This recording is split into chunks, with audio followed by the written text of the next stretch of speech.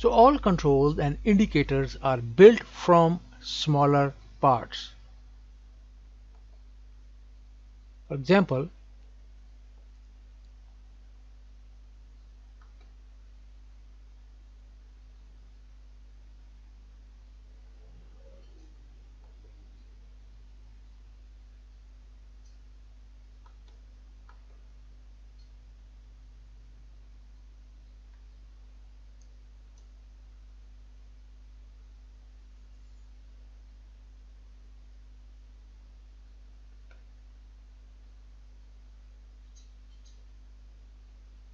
if we go to the control editor and set it to customize mode, then we can see several parts. For example, the name label, the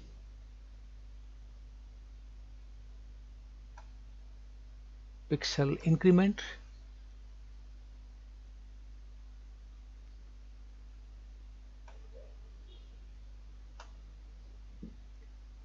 the housing,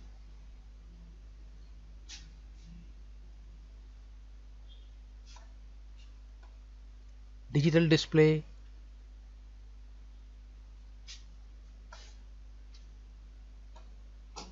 slider,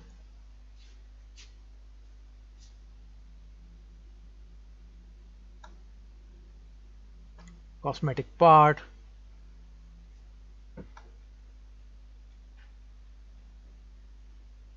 pixel decrement,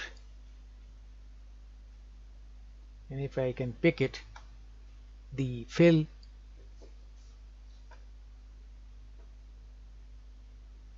unit label, and the scale. You can't see the fill. Let me show you the fill by going to the edit mode and then turning it up. Now you can see the fill part also. So these are all the parts that make up the slide. When we switch to the customize mode shown by this tweezer, in the control editor window, the parts of the control or indicator become independent. We can make changes to each part without affecting any other part. Customize mode shows all parts of the control or indicator, including any parts that are hidden in edit mode, such as the name label or the radix on a numeric control. Because the parts of the control or indicator are detached from each other, we cannot operate or change the value of the control or indicator while in customize mode.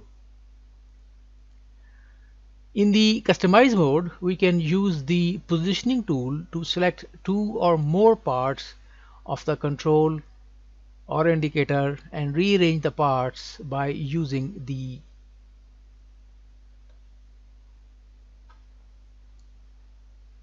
align objects,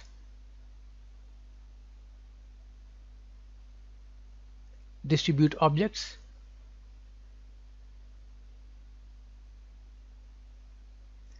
and reorder pull down menus on the toolbar.